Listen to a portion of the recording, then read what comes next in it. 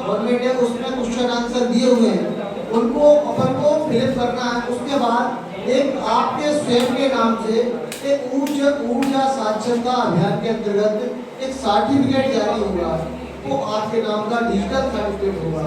तो उसके बाद में मध्य शासन में आपके नाम की एंट्री होगी कि आप ऊर्जा साक्षरता अभियान के हिस्से हैं और आप गांव में, पंचायतों में, शहर में, कस्बों में, नगर में, वार्ड में, सब जगह आप ऊर्जा साक्षरता अभियान को आगे बढ़ाने में काम कर रहे हैं। इन सारी बातों को लेकर एक सत्र आलोक जी का भी रहेगा इसमें, वो जनज्ञान परिषद में और एनजीओ कैसे जुड़े और किस प्रकार से अपन को एनजीओ सेक्टर में सामाजिक सरोकार को रखते हुए, समरसता को कायम रखते हुए धार्मिक सामाजिक संगठनों ने अपना निर्वाही दायित्व किया। ग्राम समितियों ने अपने गांव पंचायतों में, नवाचार संस्थाओं में, अपने क्षेत्र के मंदिरों में, बहुत सारे संगठनों ने अपने अपने स्तर पर, शासन ने उसमें सभी लोगों को बोला था भाई जो मंदिर है भजन कीर्तन का कार्य, वो सारी चीजों को सब लोगों ने किया। इसलिए सामाजिक और धार्मिक महाकाल लोग को भी देखे कि वहाँ जो भी कलाएं हैं भगवान शिव की, उनके सब अनुपम रूप दर्शाए गए हैं। एक भ्रमण करें तो आने वाले समय में मध्य प्रदेश पूरा टूरिज्म के रूप में पहचाना जाए और पर्यावरण के क्षेत्र में भी, जैसे अपन देख रहे हैं अभ्यारण्य के अंदर चीते माननीय मोदी जी के जन्मदिन पे छोड़े थे, तो आने वाले समय में कुछ चीजों में अपना काम वहाँ भ्रमण करना और जो वन क्षेत्र है उनमें विचरण करना चालू कर दिया। तो आने वाले समय में और भी वहाँ इस प्रकार की प्रजातियों के जो और भी वैरायटियां को रहेगी, तो उससे कहीं ना कहीं टूरिज्म बढ़ेगा तो वहाँ लोकल का रोजगार बढ़ेगा तो क्षेत्र का विकास होगा। वहाँ सरकार अन्य सुविधाओं की चिंता करेगी, लेकिन उसमें सब में महत्वपूर्ण जो भागीदारी रहने वाली है स्थानीय जनता। जब तक सरकार का वहाँ सहयोग नहीं करेगी तब तक वो भागीदारी अधूरी। इन सभी बातों को लेकर मैं आगे के कार्यक्रम के लिए वैभव जी को सीआरएस की कुछ जानकारी देना चाहते हैं, वो यहाँ बता रहे हैं और अपनी सीएसआर जो कॉर्पोरेट सोशल रिस्पांसिबिलिटी एक्ट जो है, कंपनी एक्ट 2013 में जो कंपनी एक्ट बनाया उसके अंदर एक सेक्शन है, सेक्शन 135, जिसके अंदर सीएसआर एक्टिविटी का कॉलम है। और इसके तहत जो कॉर्पोरेट कंपनियां हैं बड़ी बड़ी, उनको अपनी एनुअल जो टर्नओवर है उसका 2% जो है वो सोशल एक्टिविटी में एक्सपेंस करना है। ठीक है, अब ये गवर्नमेंट ने एक नियम बना दिया ये सीएसआर का और एक क्राइटेरिया रख दिया कि आपको 2% इसका एक्सपेंस है। अब ये कौन कौन सी कंपनियां हैं जो सीएसआर में अपन को दे सकती हैं? सभी कंपनियां नहीं, जिसमें 3 कैटेगरी रखी है इसमें। एक तो कंपनी की नेटवर्क जो है वो 500 करोड़ रुपए हो, या उसका जो टर्नओवर है वो 1000 करोड़ रुपए हो, और उसका मतलब जो शुद्ध मुनाफा है वो 5 करोड़ हो। ये 3 कैटेगरी में जो कंपनियां आती हैं वो ये आपको सीएसआर दे सकती है। अब इसके बाद सीएसआर के लिए एप्लीकेशन बनता है। जैसा सर ने पहले बताया कि प्राइवेट निजी, तो ये तो पहले था, लेकिन अभी जो नया नियम आया है उसमें एक मिनिस्ट्री ऑफ कॉर्पोरेट अफेयर्स ने एक रजिस्ट्रेशन का जिसे बोलते हैं सीएसआर। सीएसआर में एक आईडी जनरेट होती है अपने लिए, तो वो रजिस्ट्रेशन जिसके पास होता है तो वो ही सीएसआर के लिए अप्लाई कर सकती है। और अपने मध्य प्रदेश में भी सीएसआर पोर्टल बनाया हुआ है जिसमें आपकी संस्था को उस पर रजिस्टर कर सकते हैं। गवर्नमेंट ऑफ इंडिया ने भी सीएसआर पोर्टल बनाया है जिसमें भी आप संस्था को रजिस्टर कर सकते हैं। लेकिन एमपी का जो सीएसआर पोर्टल है उसमें तो आपकी संस्था रजिस्टर्ड हो सकती है, लेकिन जो सेक्टर का जो सीएसआर पोर्टल है उस पर आपकी संस्था तभी रजिस्टर्ड होगी जब आप सीएसआर वन का आपके पास पंजीयन होगा। आपको एक यूनिक आईडी जनरेट होती है, वो यूनिक आईडी होगी। जब आप उस पोर्टल पर यूनिक आईडी डालेंगे आप, तो आपकी ऑर्गेनाइजेशन की पूरी जानकारी इस पर आ जाएगी। उसके बाद आप उसमें रजिस्टर्ड हो जाएंगे। तो रजिस्टर्ड होने के बाद आप अपना भी प्रपोजल आप उस पर डाल सकते हैं फंडिंग के लिए कि हम ऐसा काम करना चाहते हैं और हमें इस फंड की रिक्वायरमेंट होगी। और कई जो कंपनीज वगैरह होती है वो भी अपने आरपीएफ उस पर डालती हैं कि हम इस सेक्टर में काम कर रहे हैं और इस जगह पर्टिकुलर जगह पे हम काम करेंगे, तो आप वहाँ से भी अप्रोच कर सकते हैं। ऐसा ही एमपीसी जैसा पोर्टल पर जो रहता है वहाँ पर भी आप डायरेक्ट अप्रोच कर सकते हैं। और ये CSR का रजिस्ट्रेशन का प्रोसेस तो काफ़ी लंबा है, मैं किसी ने समय कब दिया है तो किसी दिन आपको बाद में इसके संबंध में और बताएंगे। धन्यवाद। जय हिंद जय भारत। समय देने के लिए स्वैच्छिक संगठनों की अगर हम बात करें तो सारे साथी यहाँ अधिकांश साथी कुछ को छोड़ के बताया सब स्वैच्छिक संगठनों के कहीं ना कहीं संचालक गण हैं। तो आवाज आ रही है मेरे क्या? आ रही है? हेलो। तो सारे साथी हमारे जो बैठे हैं सम्मानीय उनको सबको NGO बनाने की प्रक्रिया सबको पता है, लेकिन कुछ साथी नए दिख रहे हैं तो बता दें कि हम लोग पहले जब 90 के दशक में NGO बनाते थे लगभग तो 10 लोग हमें जरूर चाहिए होते थे NGO बनाने के लिए, स्वयंसेवी संगठन बनाने के लिए। उसको पंजीकृत कराने जब जाते थे तो कम से कम 10 लोग उसमें जरूरत पड़ती थी, लेकिन अभी जो परिवर्तन आया है उसमें 7 लोग कम से कम हमें चाहिए। ज्यादा कितने भी हो सकते हैं लेकिन कम से कम कार्यकारिणी जो है वो 7 लोगों की होना चाहिए। उसमें एक अध्यक्ष होगा, एक उपाध्यक्ष होगा, एक कोषाध्यक्ष होगा, सचिव, सहसचिव और बकाया कार्यकारिणी सदस्य। तो इस तरीके से हम एक स्वयंसेवी संगठन का निर्माण कर सकते हैं और उसको जाके ऑनलाइन प्रक्रिया हो गई है। पहले ऑफलाइन होता था रजिस्ट्रेशन, तो हम 3 कॉपी में ले जाते थे और वहाँ जमा कर देते थे और कुछ दिन बाद वहाँ से हमें सर्टिफिकेट जारी हो जाता था और साथ में बायलॉज जो हम बना के ले जाते थे तो नियमावली जो होती थी उसकी कॉपी हमें मिल जाती थी। लेकिन अभी सारा कुछ ऑनलाइन होने के वजह से हमें किसी भी ऑनलाइन की दुकान से फर्मेंट सोसाइटी की अगर हम साइट खोलते हैं तो उसमें जाके हम अपना पंजीयन कराने की प्रोसेस में चले जाते हैं और उसमें वही मांगे जाते हैं अध्यक्ष, सचिव, कोषाध्यक्ष, इन सारे लोगों के आधार कार्ड है, फोटोग्राफ, उनके पासपोर्ट साइज और उनके पास फिर वेरिफिकेशन के लिए कॉल वो भी आएगा एक मैसेज। तो आप वो मैसेज का OTP आप देंगे तब जाके वो माना जाएगा कि हाँ ये व्यक्ति इसमें इच्छुक है, तो वो जाके प्रक्रिया होती है। और ये 1 महीने के अंदर अंदर वो प्रक्रिया का एक समय रखा है उन्होंने, हालांकि कई बार जल्दी भी हो जाती है और कई बार और ज्यादा समय लग जाता है। तो फिर जाके हमें हार्ड कॉपी वहाँ जमा करना होती है और हमारा संस्था का पंजीयन प्रमाण पत्र हमें जारी हो जाता है। बायलॉज की कॉपी निकालने के लिए हमें एक चालान भरना होता है। बायलॉज की जो नियमावली है हमारी वो हमें मिल जाती है, जिसमें हर पेज पे और रजिस्ट्रार पे साइन और सील होती है। तो ये प्रक्रिया है। इसके बाद आगे और बढ़े तो 45 दिन के अंदर अंदर पंजीयन कराने के 45 दिन के अंदर पहली धारा 27 और धारा 28 हमें जमा करना होगी। 45 दिन के अंदर वो अगर जमा कर देते हैं उसके बाद हमें फिर साल दर साल हर साल हमें पंजीकरण कार्यालय में जाके, तो पहले फर्मेंट सोसाइटी का पंजीयन कार्यालय है उसमें जाके धारा 27 का भी हमें ऑनलाइन पूरा दिखाना पड़ता है और ऑडिट कराना पड़ेगी। जो अभी सर कह रहे थे कि वो उपाध्याय जी कि हर चीज का ऑडिट, तो यहाँ अभी CA का ऑडिट चल रहा है, ठीक है। तो CA के ऑडिट से हमें दिखाना पड़ता है कि इतना हमारा आया और इतना इस चीज में गया। उन सारे चीजों के bill, voucher, ledger, cash book और चेक बुक सारा कुछ हमें मेंटेन करके रखना पड़ता है और वो जाके हम CA के माध्यम से उसको वेरीफाई करा देते हैं। वो CA एक रिपोर्ट बना देते हैं, ऑडिट रिपोर्ट, और उसको कहते हैं धारा 28। और जो हम जितने भी संस्था की गतिविधियां हुई हैं उनमें हमने क्या क्या किया, कहाँ किया, कितने लोग उसमें आए, कितने लोगों को लाभान्वित किया, ये सारी जानकारी वो सारा धारा 27 में। और अगर कोई व्यक्ति जो सदस्य हमारा पहले से है, अध्यक्ष है, सचिव है, कोषाध्यक्ष है या कार्यकारिणी में सदस्य है, उनको अगर हमें चेंज करना है तो उसमें हम परिवर्तन भी धारा 27 करते समय कर सकते हैं कोई भी। लेकिन वो एक बाध्यता है कि अगर 7 की कार्यकारिणी हमारी है तो 2 लोग एक साल में हम उनको हटा सकते हैं या हट सकते हैं। बकाया एक साथ ऐसे ही नहीं कि 7 के साथ हम बदल देंगे। या 10 लोगों की जितनी कार्यकारिणी है वो 3 लोग एक साल में बदल सकते हैं। तो इस तरीके के हम धारा 27 और 28 करा सकते हैं।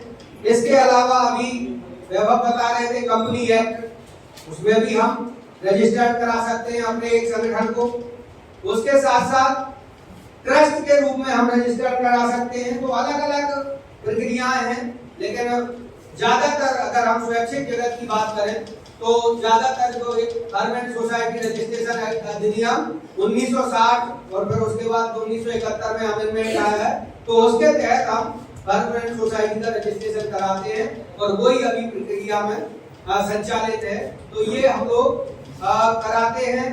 हमें करना क्या क्या है, ये तो हुई वैधानिक चीजों को संधारण करने की बात कि हमें एक तरीके से हम जीवित बने रहेंगे। अगर संस्था मेरी है और 6 साल तक मैंने धारा 27 और 28 नहीं कराई तो वो संस्था मृत मानी जाएगी। हर साल हमें धारा 27 और 28 कराना है।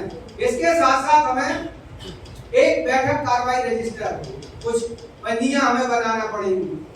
तो बैठक कार्रवाई रजिस्टर हमें बनाना पड़ेगा संस्था का, जिसमें जो भी आपका अंतराल है, जब हमने बायोलॉज बनाया तो हमने लिखा है उसमें कि हमें इतने दिन में बैठक अनिवार्य रूप से करना ही है। इमरजेंसी बैठक कभी भी कर सकते हैं, आकस्मिक बैठक कभी भी कर सकते हैं, लेकिन एक वैधानिक रूप से जो बैठक हमारे बायोलॉज में लिखा है उतने दिन में हमें बैठक कार्यकारिणी की करना है। फिर एक पूरा सम्मेलन, जो वार्षिक सम्मेलन बुलाते हैं हम अपने कार्यकारिणी का और पूरे सदस्यों का, वो हमें आम सभा जो होती है उसको हमें करना है। तो उसका रजिस्टर हमें मेंटेन करना है। कोरम का सब जगह, जिस तरीके से पंचायत की मीटिंगों में कोरम का महत्व है, यहाँ भी कोरम का महत्व है कि कम से कम कोरम, तो वो आपको यहाँ भी मेंटेन करना पड़ेगा। ऐसा नहीं हो कि मैं और अध्यक्ष दोनों बैठ जाएं और सारे निर्णय ले लें। तो हमें उन जो हमारा संख्या बल है उसमें से कम आधे से ज्यादा लोग उस समय उपस्थित होना चाहिए, तब कहीं जाके। वैसे तो सर्वसम्मति होना चाहिए, सारे लोग 7 हैं या 10 हैं तो 10 की सहमति होना चाहिए। लेकिन अगर नहीं है, कोई परिस्थिति बन रही है, तो फिर वो आपका कोरम पूर्ण होना चाहिए और आपका ये पूरे तरीके से आपको अपना अधिकार जमाने के लिए कोई भी निर्णय या प्रस्ताव डाल रहे हैं, ठहराव कर रहे हैं, तो हमको उस समय बहुमत की जरूरत पड़ेगी। तो उस समय बहुमत की आवश्यकता होगी। इसके साथ साथ आपको बात करें तो कुछ फाइलें हमें तैयार करना पड़ेगी। आवक जावक रजिस्टर जैसे है, प्रेस कटिंग की फाइल है, फोटोग्राफ हर कार्यक्रम के एक विधिवत हम लगाते जाएं, उन्हें सजाते जाएं। तो फिर जरूरत जब हम एनुअल रिपोर्ट बना रहे हैं तो उस समय उनको हमें फिर ढूंढना ना पड़े कि इधर से उधर से, तुरंत हमको फाइल उठाएं और सारे के सारे हमारे वो कार्यक्रमों के प्रतिवेदन जो साल भर करा है उनके प्रेस नोट हर कार्यक्रम का जारी किया है और फोटोग्राफ हमारे पास ऑलरेडी हैं। तो वो फोटोग्राफ और वो प्रेस कटिंग और आपके कार्यक्रम प्रतिवेदन तीनों मैच कर रहे हो, ये भी देखना हमें बहुत अनिवार्य होगा।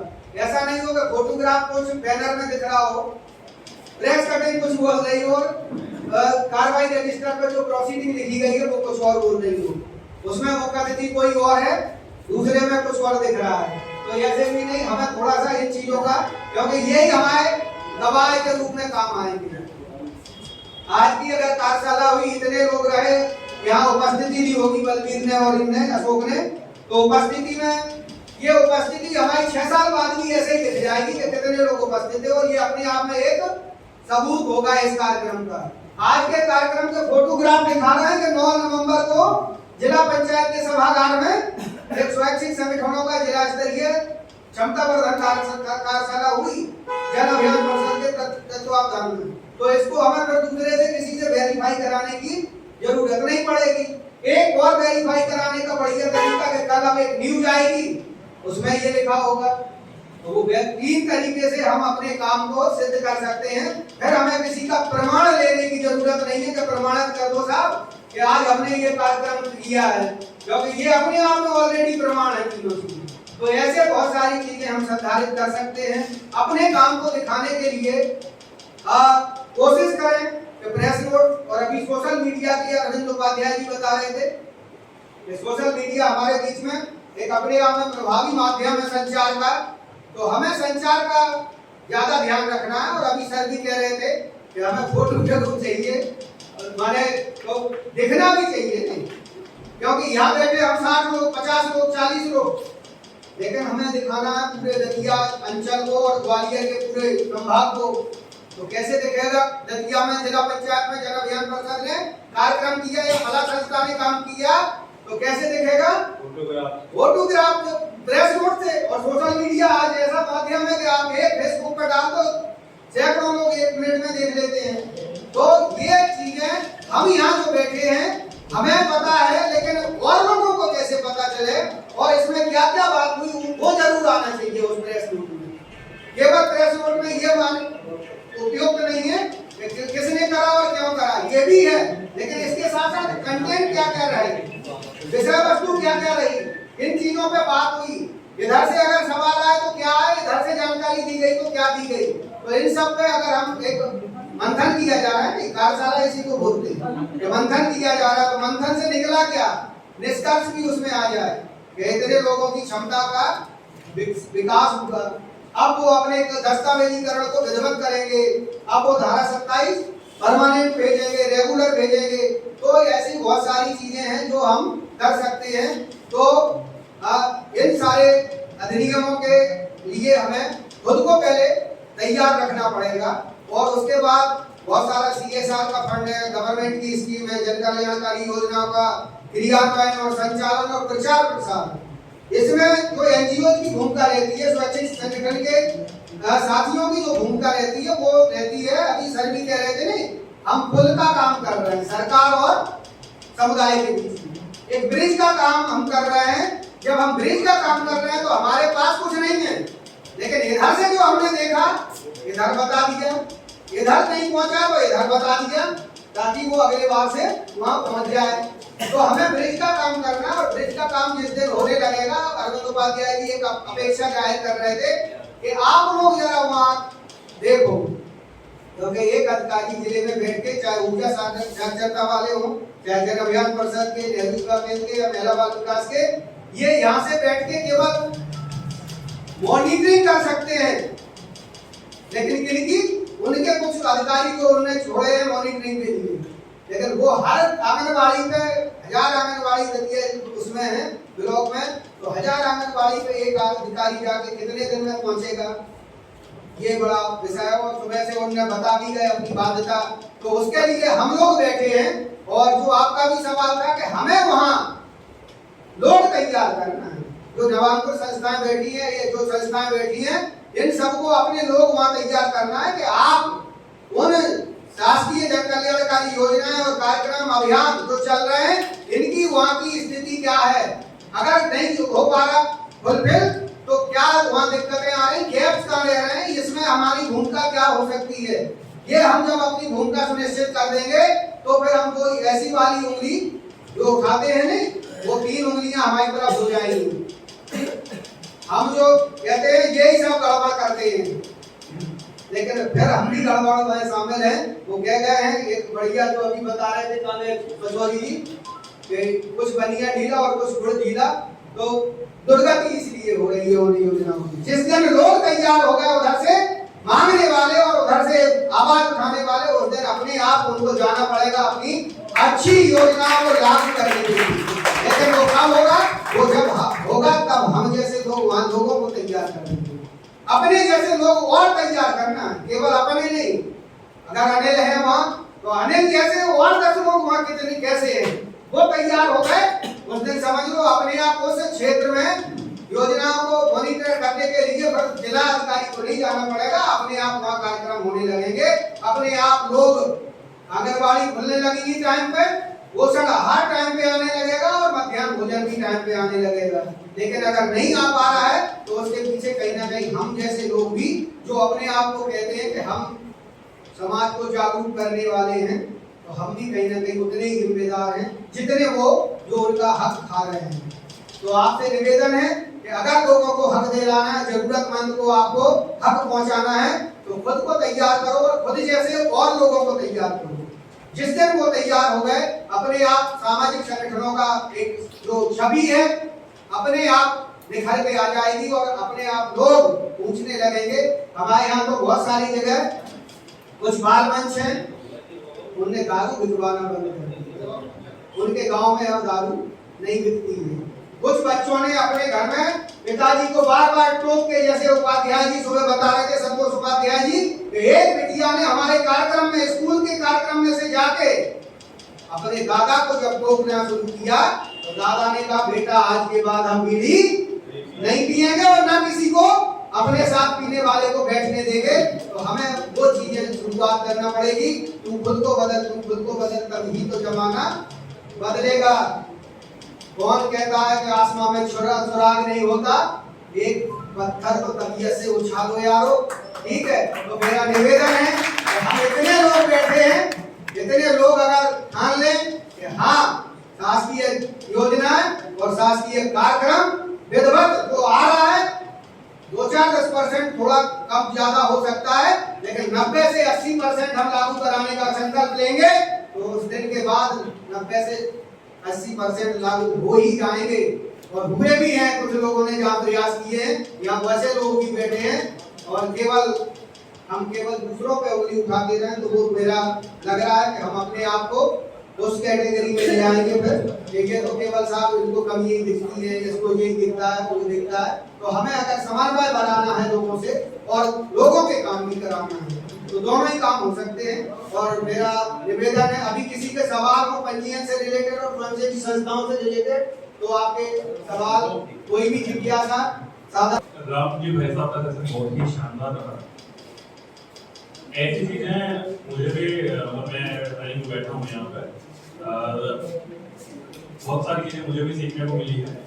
मैं ये देख रहा हूँ कि मतलब कुछ लोग तो बढ़िया इसको एंजॉय कर रहे हैं मतलब कुछ ना कुछ सीख रहे हैं, और कुछ लोग बड़ी शांति से बैठे हैं। ये ट्रेनिंग का पर्पज ये नहीं है कि अपन यहाँ बढ़िया आए बैठे हैं कि साहब मनिंदर जी ने बुलाया है, मनिंदर जी ने ट्रेनिंग रखी है और अपन होके आए और खाना वाना खा के आए और चल के आते हैं। ट्रेनिंग का पर्पज ये है। और दूसरा मैं मनिंदर जी को मतलब एक तरीके से धन्यवाद करना चाहूँगा कि ये मतलब हर थोड़े टाइम में सोसाइटी से मतलब कुछ लोगों को बुला के उनका कैपेसिटी बिल्डिंग का काम कर रहे हैं, उनकी इस तरीके की ट्रेनिंग करवा रहे हैं। ये अपने आप में एक बड़ी बात है। तो आप लोगों को भी एक तरीके से थैंकफुल होना चाहिए कि आप लोगों को ये प्लेटफॉर्म मिल रहा है कि जहाँ से आप बहुत सारी चीजें सीख सकते हैं। मुझे मनिंदर जी ने आपको बताया कि आपको इस टॉपिक पर बोलना है, पीपीटी शेयर करेंगे, तो मैंने जब पीपीटी खोल के देखी तो मुझे भी लगा कि नहीं ये मतलब यहाँ अपन बहुत कुछ सीख सकते हैं। तो अपन पीपीटी के माध्यम से देखेंगे। मेरा टॉपिक ये है अनुश्रवण। मैं बेसिकली पहले आप लोगों से पूछना चाहूंगा, किसी को पता है कि अनुश्रवण का मतलब क्या है? मैं अगर पीपीटी चला दूं यहाँ से बोलने लग जाऊँ, मुझे मतलब आपको पता नहीं है कि बेसिकली बोल क्या रहे हैं, क्या मतलब है अनुश्रवण का। कोई बताना चाहेगा कि अनुश्रवण का बेसिकली मतलब क्या है? किस बारे में अपन बात करेंगे? बात करने से पहले पता होना चाहिए कि अपन किस बारे में बात करें। नहीं, अनुश्रवण जो कहा है उसको आपने अनुश्रवण है कि अभी राम जी ने कहा, हमने कान से सुना और श्रवण करके मन में उतार लिया। हाँ वही तो ये है सही उसका। चलिए बढ़िया शब्द और है उसके पहले अब इससे अनुश्रवण की बात हो रही है। दूसरा मैं ये मतलब एक तरीके से जब भी मैं ट्रेनिंग में जाता हूँ, ट्रेनिंग का मतलब ये रहता है कि आप आए, अगर कोई रिसोर्स पर्सन बोल रहा है तो सिर्फ अपन को उसकी बात सुननी नहीं है। अगर अपन को कोई तरीके के क्वेश्चन आंसर आ रहे हैं, कोई डाउट हो रहा है, तो आप उससे क्लियरली पूछ सकते हैं। दूसरा, जब भी ट्रेनिंग प्रोग्राम होते हैं सभी को ऐसे पैड और पेन दिए जाते हैं, तो ये लोग पैड और पेन सजा के ले जाते हैं और अपने घर पे बढ़िया रख देते हैं। इसका मतलब ये नहीं है कि आप अपने आगे डेस्क के आगे रख लें, साहब इन्होंने दिया है बढ़िया पेन और पैड मिल गया है, फाइल फोल्डर मिल गया। इसका मतलब ये है कि जो भी रिसोर्स पर्सन बोले, आप उसका जो भी वो बता रहा है, जो भी आपको चीजें लगे कि ये चीज मुझे नहीं आ रही है और ये चीज मुझे सीखने को मिल रही है, तो वो आप उसे नोट डाउन कर सकते हैं। सारे लोग एनजीओ वाले बैठे हैं, सभी बुद्धिजीवी हैं, मेरे से उम्र में बड़े हैं, बहुत कुछ जानते हैं। तो मैं ऐसा नहीं कहूंगा कि मतलब सबको सब कुछ नहीं पता, लेकिन जो भी चीजें ऐसा आपको लगता है कि ये चीज मुझे सीखने लायक है या नहीं पता लग रही है, तो आप इसे नोट डाउन जरूर करें। अनुश्रवण का जैसे इन्होंने बताया ध्वनि और प्रतिध्वनि, वो अलग मतलब है। अनुश्रवण का सीधा सीधा मतलब है मॉनिटरिंग, मूल्यांकन। मूल्यांकन होता है कि मूल्यांकन किस चीज का? मॉनिटरिंग का मतलब ये है, मॉनिटरिंग है अनुश्रवण का सीधा तात्पर्य नहीं है। तो वही बात है कि एक शब्द के अनेक अर्थ होते हैं, ये समय परिस्थिति के हिसाब से बदलते हैं। आप किसी चीज का निरीक्षण करते हैं, उसको कहते हैं मूल्यांकन। आप जैसा कि आप बोल रहे हैं, मैं उसको अनुभव सुनने के बाद उसको मैं अंगीकार करके उसको आगे बढ़ाऊं, नहीं उसको अन्वीक्षण बोलते हैं, अन्वीक्षण। हाँ, और इसको अन्वेषण अलग होता है, वो अलग शब्द है। अनुश्रवण है लोगों के सामने बोलना है। मैंने देखा, मैंने अनुश्रवण का मतलब क्या, मैंने जहां तक पता करा उसका मतलब है सीधा सीधा मॉनिटरिंग, मूल्यांकन। किस चीज की मॉनिटरिंग और काय की मॉनिटरिंग? सारे लोग एनजीओ हैं, जैसा राम जी ने भी बताया कि शासन की योजनाओं को धरातल पर उतारने के लिए अपन को मतलब फील्ड में जाना पड़ेगा, अपनी टीम को, अपने जैसे लोगों को आगे तैयार करना पड़ेगा। जो भी शासन की, केंद्र शासन की, राज्य शासन की जो भी परियोजनाएं योजनाएं चल रही है, उनका अपन अपनी टीम के साथ मूल्यांकन कर सकते हैं। अपने गांव में, अपनी ग्राम पंचायत में जो भी योजनाएं चल रही है, उनका अपन अपनी टीम के साथ मूल्यांकन कर सकते हैं। बेसिकली ये सीधा सीधा इसका सेशन, ये मेरा सेशन रहने वाला है। मैं एक आपको यूथ डिवाइस हूँ, डिस्ट्रिक्ट यूथ ऑफिसर हूँ, यूथ के साथ काम करने का काम रहता है। एक एमपी का सीधा सीधा एक आइडियल एग्जांपल है भक्ति शर्मा, नाम सुना होगा मेरे ख्याल से। मध्य प्रदेश की यंगेस्ट सरपंच हैं और काफी सारे इंटरनेशनल, नेशनल अवार्ड मिल चुके हैं। इंटरनेशनल आउट ऑफ इंडिया जाके जॉब कर रहे थे, वहां से वापस आए, लगा कि अपनी सोसाइटी के लिए, अपने समाज के लिए कुछ करना चाहिए। अपने गांव के सरपंच बने और आज उनका गांव जो है मध्य प्रदेश, बेसिकली जो ग्राम पंचायत है वो मध्य प्रदेश की one of the top most जो है वो ग्राम पंचायत है। काफी सारे मध्य प्रदेश शासन की तरफ से उन्हें अवार्ड मिल चुके हैं। वो अवार्ड क्यों मिले? क्योंकि बेसिकली एक सिंगल व्यक्ति ने नहीं करे, उनकी टीम जो है वो मॉनिटरिंग करती है जो भी शासन की योजनाएं आ रही है कि वो धरातल तक, हर एक व्यक्ति तक पहुंच पा रही है या नहीं। ये काम अपन भी अपनी टीम के साथ कर सकते हैं। तो थोड़ा सा पीपीटी, ज्यादा समय नहीं दूंगा, सुबह से बैठे हैं, वैसे तो खाना वाना हो गया, बढ़िया हवा आ रही है, दिक्कत नहीं होनी चाहिए। पीपीटी के माध्यम से अपन थोड़ा सा समझेंगे क्या है क्या नहीं है। अर्थ मैंने जैसे आपको बता दिया कि आपकी टीम है, गांव में सारे लोग मिलजुल कर ये सोचें समझें कि जो भी काम चल रहे हैं उसकी देखरेख कैसे करें, उनकी मॉनिटरिंग कैसे करें। ये सारी चीजें हैं। काम किस तरह हो रहा है, अच्छा हो रहा है, नहीं हो रहा है, समय पर हो रहा है, अगर काम हो रहा है तो उसकी जिम्मेदारी कौन ले रहा है, ये सारी चीजें अपन को देखनी है। अब आती है कि मॉनिटरिंग का या अनुश्रवण का या अपन इसका उद्देश्य क्या है। उद्देश्य ये है कि जो काम तय किया गया है, जैसे अगर रोड बननी है, सीसी रोड बननी है, हमारे इधर सीसी रोड का ज्यादा प्रचलन है, तो वो समय पे बन रही है, कितनी लागत आ रही है। बेसिकली सीधा सीधा ये है कि जागरूकता होनी चाहिए अपनी टीम में, आप में, आपके जैसे अनेक लोग। दूसरा है कि तय समय पर हो रहा है या नहीं हो रहा है, जिम्मेदारी जिसको दी गई थी वो ठीक से निभा रहा है या नहीं निभा रहा है। अभी अरविंद उपाध्याय जी है, साहब इन्होंने बताया कि जैसे आंगनबाड़ी में कैल्शियम की, आयरन की, ये सारी टेबलेट जो मल्टीविटामिन की है वो टेबलेट पहुंच गई है। मैं भी रूरल एरिया से आता हूँ, राजस्थान से हूँ, मुझे खुद को आज तक नहीं पता था कि ये मतलब इस तरीके की टेबलेट जो है वो जाती और बच्चों को वितरित होती है, और मेरे जैसे काफी सारे लोगों को नहीं पता होगा। तो अपन अपनी टीम के साथ जाके ऐसा कर सकते हैं कि वो टेबलेट के मतलब छोटी सी जानकारी है जो लोगों तक आगे पहुंचा सकते हैं। दूसरा है कि काम तय किए गए गौर तरीकों से हो रहा है या नहीं हो रहा है, काम का जो लाभ है वो वास्तविक लोगों तक पहुंच रहा है या नहीं पहुंच रहा है। मतलब जो टैबलेट गए हैं, ये तो एक छोटा सा एग्जांपल बता रहा हूं, अब पता लगे कि मॉनिटरिंग का ही मॉनिटरिंग है। जैसे अगर ये आंगनबाड़ी के अंदर में टैबलेट गए हैं तो अपन उनको ये मॉनिटर कर सकते हैं, आंगनबाड़ी वर्कर को, कि ये टैबलेट जो है वो सही लोगों तक पहुंच पा रहे हैं या नहीं पहुंच पा रहे हैं। काम जो कर रहे हैं उसमें हिस्सेदारी कितनी लोगों की। पीपीटी देख सकते हैं आप साथ साथ में, अगर चाहें तो नोट डाउन भी कर सकते हैं। तय किए गए काम या जो चल रहे काम है उनको समय पर जानकारी मिल पा रही है या नहीं मिल पा रही है। दूसरा है किसी काम करने को जो भी छोटी मोटी गतिविधियां, जैसे अगर किसी ग्राम सभा की मीटिंग होनी है, किसी चीज की प्रोसीडिंग लिखनी है, तो वो हो रही है या नहीं हो रही है। जो भी काम आया है या जो शासन की योजनाएं हैं उनमें उस तरीके की गुणवत्ता है या नहीं है, ये सारी चीजें अपन को है अपनी टीम के साथ है मॉनिटर कर सकते हैं।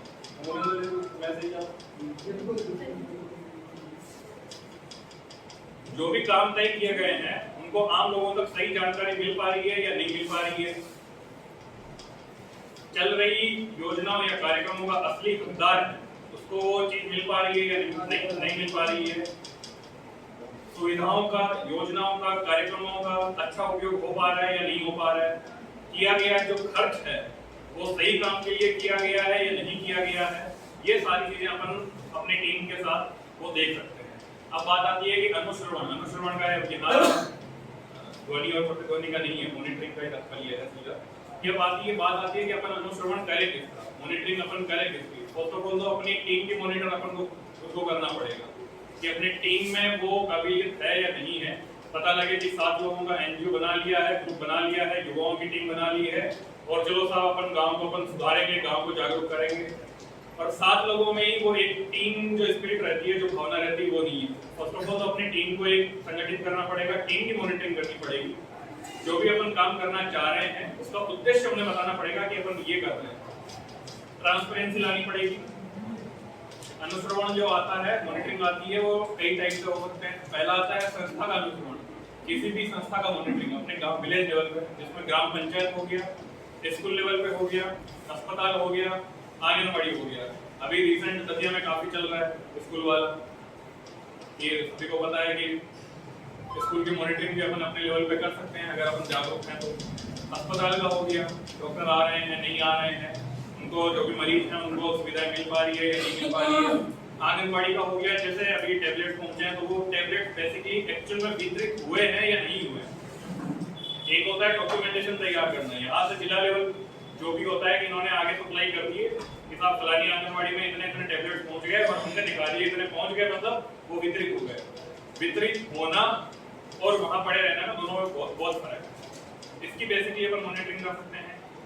दूसरा आता है कोई भी काम किया गया है उसकी मॉनिटरिंग। इसमें आ सकता है निर्माण, अधोसंरचना, ग्राम पंचायत द्वारा जो भी व्यय किए गए हैं वो, और जो भी टैक्स वसूली या कर वसूली किए गए हैं उनकी। सबको जो समझ आ रहा है? बीच में हाथ उठा के सवाल भी कर सकते हो, कोई दिक्कत नहीं है। पूरे कम्युनिकेशन सीधा मतलब ये है, लास्ट टाइम भी मैं ट्रेनिंग में आया था तो जो ट्रेनिंग रहती है वो वन वे नहीं रहती। मैंने बोला, आपने सुना और सब हो गया, आधा घंटा निकालना है, निकाल के चले गए। इस तरीके की ट्रेनिंग और कार्यशाला, जैसा राम जी का जो सेशन था उससे पहले सेशन में मैं नहीं कहूँगा कि भाई वो अच्छे नहीं हुए, बढ़िया नहीं हुए, लेकिन एक जो सेशन रहता है, कार्यशाला रहती है, वो बेसिकली 2 वे होनी चाहिए। मैंने कुछ बोला, आपको कुछ डाउट आया, आपके कुछ सुना। बेसिकली एक इंटरेक्शन जो कह सकते हैं अपन कि आप आज आए, आप क्या सीख के गए, उसका मतलब रहता है कार्यशाला। 1 दिवसीय कार्यशाला हो रही है, सारे लोग आए हैं तो कुछ ना कुछ आपको सीख के आप यहाँ से जाएं। बेसिकली ये मोटिव जो है ये रहता है। दूसरा रहता है परियोजना का मॉनिटरिंग, सरकार द्वारा संचालित और संस्थाओं द्वारा संचालित योजनाएं या कार्यक्रमों का, जिसमें सरकारी योजनाएं भी आ सकती है और किसी संस्था विशेष द्वारा जो भी योजनाएं चलाई जा रही है उनकी मॉनिटरिंग भी कर सकते हैं। मॉनिटरिंग का मतलब ये नहीं है कि साहब आप किसी आदमी के या जो भी अधिकारी है, ग्राम सेवक है, सचिव है, उसके पीछे पड़ जाए, हिसाब नहीं बताओ आपने क्या करा, क्या करा। अगर आपको ऐसा लगता है कि जैसे 7-8-10 लोगों की टीम है, एक्टिव टीम है, आपको ऐसा लगता है कि यार नहीं ये जो चीज है वो उस तरीके से नहीं हुई जिस तरीके से होनी चाहिए, तो आप जरूर जाके मॉनिटरिंग कर सकते हैं, उनसे बात कर सकते हैं। ऐसा नहीं है कि कुछ लोग इस चीज को नेगेटिव में ले जाते हैं कि साहब 8-10 लोगों की टीम बन गई है, बड़ा देखो इनको बताते हैं, बड़ा इनको देखते हैं इन्होंने क्या करा है क्या नहीं करा है। नेगेटिव जो इंटेंशन है वो अपना नहीं रहना चाहिए। समाज के लिए अपन कुछ पॉजिटिव, कुछ उन्हें अच्छा दे सकें, ये अपना बेसिकली टीम का या एनजीओ का अपने जो भी टीम है उसका मोटिव है। दूसरा है जो है अनुश्रवण का आधार क्या है। आधार उद्देश्य की पूर्ति, जो भी शासन की योजनाएं थी उसका क्या उद्देश्य था, वो उद्देश्य पूरा हुआ नहीं हुआ। छोटा सा एग्जाम्पल की टैबलेट्स गई, वितरित हुई या नहीं हुई। दूसरा है उपयोगिता। उपयोगिता को सीधा अपन कहेंगे क्वालिटी, चीज में क्वालिटी थी या नहीं थी। उपयुक्त विकल्प का चुनाव, सफिशिएंट जानकारी, इंफॉर्मेशन, नियम कानूनों का पालन, सामूहिक निर्णय के आधार, जवाबदेही, हिस्सेदारी, सेवाएं, जिम्मेदारी, खुलापन। बेसिकली ये अपन बात कर रहे हैं, प्रैक्टिकल नहीं है, प्रैक्टिकल भी अगर अपन बात करें तो ये सारी चीजें अपन ऑन फील्ड अपन अप्लाई कर सकते हैं। अगर अपन मतलब अपनी टीम स्ट्रॉन्ग है और अपन एक्चुअल में कुछ पॉजिटिव निकालना चाह रहे हैं तो। दूसरा, हक और अधिकार का प्रयोग, ट्रांसपेरेंसी, सही लागत। ट्रांसपेरेंसी में मैं बात करूं, जैसे नवानपुर में जो बनी है वही बात की, अगर आपकी टीम नहीं, वो टीम स्पिरिट नहीं है। राम जी की कोई संस्था है, राम जी का एनजीओ है, नवानपुर में है, 10 लोगों की टीम है, इनको नवानपुर में कर दिया, बाकी 5-6 लोग बोल रहे हैं कि अरे साहब नवानपुर में हमें पता है क्यों हुआ है, कैसे हुआ है और क्या करना चाह रहे हैं। इस तरीके की मतलब ये अपनी टीम को कैसे बिल्डअप करें, अपनी टीम में ट्रांसपेरेंसी कैसे लेके आए, वो अपन को सारी चीजें देखनी होती है। ज्यादा लोगों को लाभ उस चीज का मिल पा रहा है या नहीं मिल पा रहा है, उस चीज में गुणवत्ता है या नहीं है, गरीब, वंचित और जो अंतिम लास्ट व्यक्ति जो है उस तक वो योजनाओं का लाभ पहुंच पा रहा है या नहीं पहुंच पा रहा है। स्थायित्व है, वास्तविक हितग्राही का चयन, ग्राम सभा का सामाजिक स्वरूप, समय सीमा, सीधा सा ये मतलब है। इसको अपन एक एग्जाम्पल के रूप में समझे, पहले भी था, अभी आपने देखा होगा कि संस्था में था, स्कूल हो गया, हॉस्पिटल हो गया, आंगनवाड़ी हो गया, तो इसमें एक स्कूल का जो है अनुश्रवण मॉनिटरिंग का है, वो एक उदाहरण को अपन समझते हैं। स्कूल वाला अभी दतिया में वैसे ज्यादा चल भी रहा है। अपन अपनी टीम के साथ, अगर आप जैसे कोई भी छोटा सा गांव पकड़े, एनजीओ काफी सारा एक्टिव है, 8-10 लोगों की टीम है, और वो उनके गांव में स्कूल टाइम पे खुल रहा है, नहीं खुल रहा है, कितने बच्चे आ रहे हैं, सरकारी मास्टर आ रहे हैं या नहीं आ पा रहे हैं, वो अपन इसमें अपन अगर एक जागरूक नागरिक है तो अपन उसमें जरूर करें। स्कूल को अगर अपन एक सीधा समझें तो संख्या और उपस्थिति है कि कितनी बच्चियां गांव में हैं, कितनी बच्चियां पढ़ने आ रही है, कितनी नहीं आ रही है, गांव में पढ़ने वाले बच्चों की उम्र कितनी है, अगर उनका एडमिशन नहीं हुआ है तो अपन उनके पेरेंट्स को जाकर समझाएं कि बच्चों का आप एडमिशन करवाएं, कितने बच्चों का स्कूल में दाखिला है, बच्चों की उपस्थिति कैसी रहती है, पता लगे 100 बच्चों की मतलब रजिस्टर में हाजिरी हो रही है और बच्चे नहीं है, तो उनको जो मिड डे मील जो मिल रही है वो मिल पा रही है या नहीं मिल पा रही है। टीचर अगर गांव में है कि 5 टीचर है तो कितने टीचर आ रहे हैं, होना एक क्वेश्चन आ रहा होगा जहां तक मेरे ख्याल से कि इससे होना क्या है। होना ये है कि अगर जैसे आप जाके अगर स्कूल में अगर बात करते हैं कि साहब 5 मास्टर हैं लेकिन आते एक भी है, तो आपकी बात करने से उन पे इम्पैक्ट जरूर पड़ेगा कि नहीं यार वो आके पूछते हैं, ये 8-10 लोगों की टीम है, ये अपने समाज के लिए कुछ कर रही है, तो वो जरूर उनकी अटेंडेंस जो है जरूर पड़ेगा, आपके कहने से इम्पैक्ट जरूर पड़ेगा। दूसरा है गुणवत्ता, बच्चों के नंबर आ पा रहे हैं नहीं आ पा रहे हैं। अभी कलेक्टर साहब गए थे, छठी क्लास के बच्चे को उठा के पूछा तो उसको हिंदी की किताब पढ़ना तक नहीं आ पा रही। ये स्थिति क्यों है? क्योंकि समाज जागरूक नहीं है। समाज किससे बनता है? एक व्यक्ति अनेक व्यक्तियों से समाज बनता है। अपन अगर जाके अपने गांव की अगर स्कूल की पहले से मॉनिटरिंग करते, अपने बच्चों के मतलब जो उनके मित्र हैं, उनके छोटे बच्चों को अगर अपन पहले से देखते कि यार स्कूल में क्या पढ़ाई हो रही है, किस तरीके की पढ़ाई हो रही है, तो ये मेरे ख्याल से स्थिति नहीं होती। ये काम जो मॉनिटरिंग का है वो अपन अपनी एनजीओ की टीम से, अपनी टीम के माध्यम से कर सकते हैं। बच्चों को सारा में बुलाने के तौर तरीके, पढ़ाने का क्या तौर तरीका है, बच्चों में नॉलेज है या नहीं है। छठी क्लास का बच्चा हिंदी नहीं पढ़ पा रहा, इससे बड़ी बात नहीं हो सकती। कितने बच्चे पास हुए, कितने बच्चे फेल हुए, शिक्षकों का क्या व्यवहार है, कितने बच्चों के नंबर आ रहे हैं, अच्छा ढंग से सीख पा रहे हैं या नहीं सीख पा रहे हैं, स्कूल में सुविधाएं क्या क्या है, ये सारी चीजें अपन देख सकते हैं।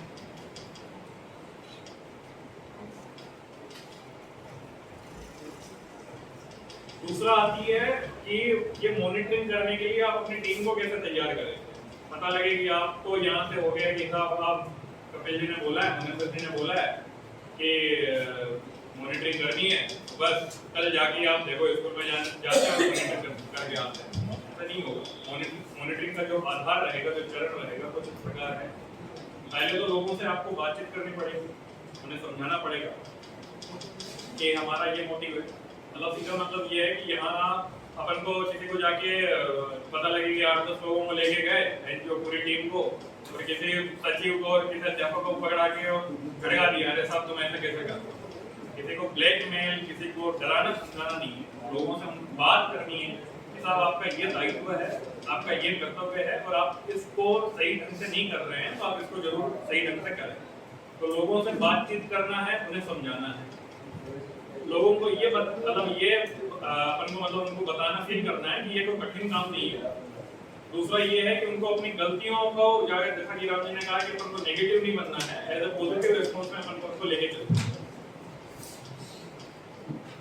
दूसरा वही है कि उद्देश्य की स्पष्टता होनी चाहिए, किस लिए जा रहे हैं, क्यों जा रहे हैं, काय की मॉनिटरिंग क्यों, ये सारी चीजें हैं वो अपन को देखनी पड़ेगी। दूसरा है लोगों को समझाना, मॉनिटरिंग करने की आवश्यकता क्यों है।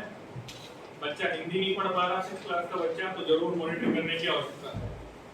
मॉनिटरिंग नहीं करने से दिक्कत कहाँ आ रही है, अगर आपने मॉनिटर नहीं करा, एक अच्छे आंगनबाड़ी वर्कर है तो वो तो जरूर जाके बच्चों में, महिलाओं में वो आयरन की और ये टैबलेट बांट दे।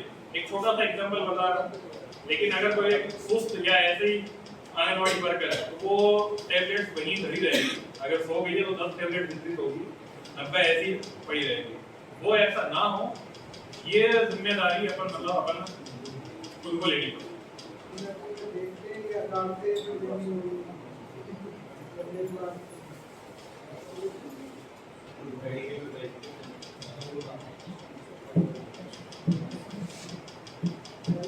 तो ये सारी चीजें थी मॉनिटरिंग का। सीधा मैं बता दूं, पीपीटी आप लोगों को हम लोग शेयर कर देंगे, आप लोग भी इससे जरूर कुछ ना कुछ सीख सकते हैं। अनुश्रवण मॉनिटरिंग का मतलब सीधा ये है कि जो भी शासन की योजनाएं हैं वो फील्ड पे उतर रही है या नहीं उतर रही है, वो अपने अपन टीम के साथ देख सकते हैं, उनको मॉनिटर कर सकते हैं, जाके जो काम नहीं कर रहा है उससे बात कर। सवाल या तो बहुत जोड़ना हो सर की बात में ऑप्शन तो बात या कोई आपकी जिज्ञासा है तो वो साधारण आमंत्रित करें। एक दो जी पर्सन की ओर से और हमारे सभी को यहाँ साथी उपस्थित हैं उन सभी की ओर से आपका आभार है। और अब मैं आग्रह करूँगा, हमारे बीच में श्रीवास्तव जी हैं, अभियान है ऊर्जा साक्षरता अभियान। इसमें हमें करना है कि इसमें लोगों को ऊर्जा कैसे बचाना है, किसी पे भी जागरूक करना है। इसके लिए मध्य प्रदेश शासन ने ऊषा अभियान नाम से एक ऐप डाउनलोड किया है प्ले स्टोर पे। ऊषा के आगे अपन जैसे ही जाने ऊषा MP ऊर्जा विकास।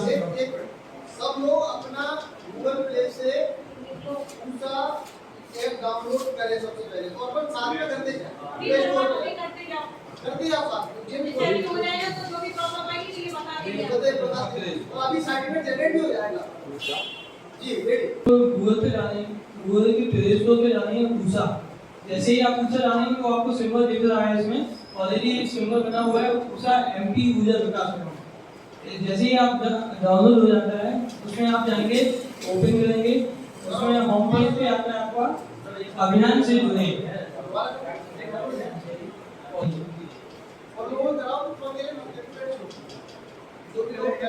इसमें आप देख सकते हैं, इसमें अभियान से जुड़े का ऑप्शन आ रहा है ग्रीन कलर में जो बना हुआ है, इस पे आप क्लिक करेंगे और फिर आप अपने जिसने नहीं किया है वो अपना नया पंजीयन में जाएगा, और जिसने पहले से कर दिया और फिर वहाँ पर डाउनलोड नहीं किया है वो अपना मोबाइल नंबर डाल के लॉग इन करेगा। तो नए पंजीयन में जैसे ही जाते हैं तो उसमें आपसे जानकारी पूछी जाएगी, नाम, आपका मोबाइल नंबर, हिंदी में नाम, एड्रेस और ईमेल आईडी ऑप्शनल है, पिताजी का नाम भी ऑप्शनल रहेगा। और इसमें आपको एक ऑप्शन आएगा, आपको ऊषा अभियान के बारे में कहाँ से जानकारी प्राप्त हुई, उसमें आपका जन अभियान प्रदेश का नाम आता है तो आपको वो सिलेक्ट करना है और नीचे कैप्चा आएगा तो कैप्चा डाल लेना है और सबमिट करेंगे। इतना करने के बाद आप जैसे ही सबमिट करेंगे आपके मोबाइल नंबर पे OTP आएगा, तब जब आप इसमें लॉगिन के लिए जाएंगे। इसमें आप अपना लॉगिन के लिए जैसे ही जाएंगे, लॉगिन करेंगे, मोबाइल नंबर डालेंगे, आपके पास OTP आएगा। OTP आने के बाद आपको दर्ज करना है OTP जो आया हुआ है आपका MP ऊर्जा विकास निगम के नाम से आपके पास OTP आएगा। उसके बाद आपको अपना यूजर नेम चुनना है।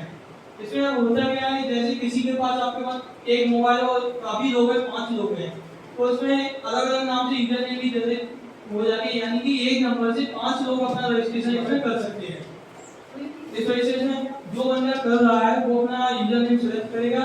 जैसे कोई भी है अमन नाम से है तो अमन, और यदि सोहन नाम से है तो सोहन नाम का यूजर नेम ओपन होगा। यूजर नेम जैसे ही अपन सेलेक्ट करते हैं तो आपका जैसे होम पेज पे पहुंच जाएंगे।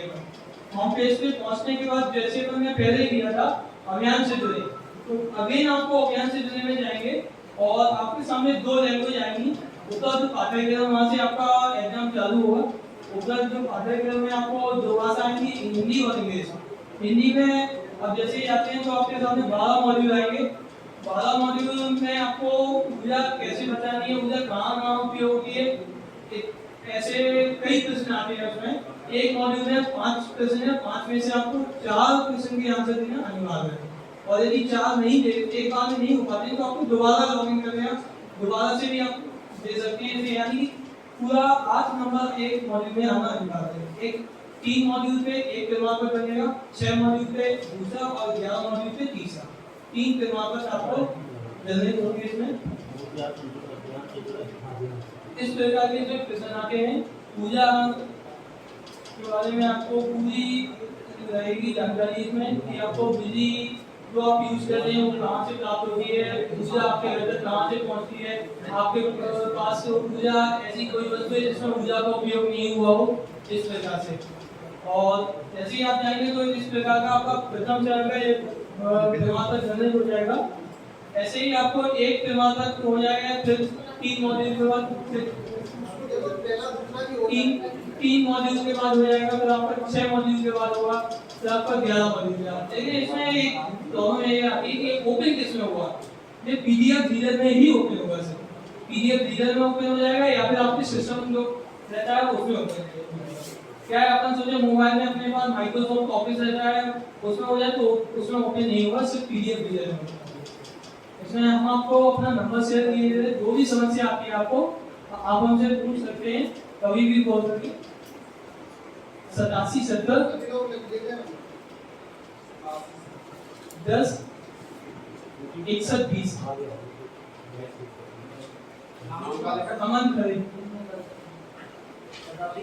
70 10 61 20 87 70 10 61 20। अभी चेक कर लें।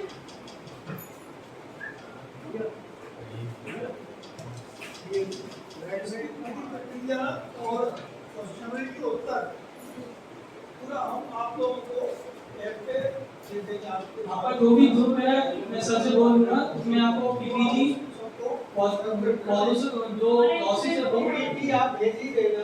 अगर वो जो आपके क्वेश्चन है आंसर शीट का मैं वो भी आपको शेयर कर देंगे। अगर आप कर देंगे तो पहले हम लोग अपनी क्लास में पढ़ने वाले हैं, तो आपको ऐसा लगता है तभी अपनी क्लास में आ जाएंगे या हम नहीं कहते